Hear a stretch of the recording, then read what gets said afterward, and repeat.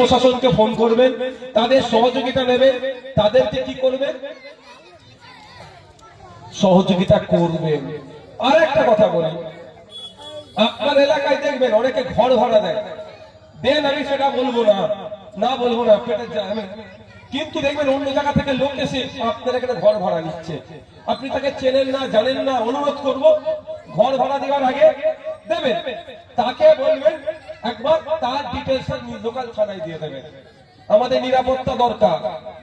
পশ্চিমবাংলার আজকে মুখ্যমন্ত্রী মমতা ব্যানার্জি আছে, কালকে আপনি হতে পারেন, কিন্তু পশ্চিমবাংলার ক্ষতি আমরা কেউ চাইব কি?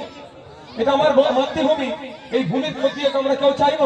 বদমাইশ লোক আসতে পারে, সে কি বলবে, আমি কলকাতা ৪২-এ ট্রিটমেন্ট করতে এসেছি, ওখানে অনেক ভাড়া, পরিবারটাকে নিয়ে এখানে একটু থাকবো।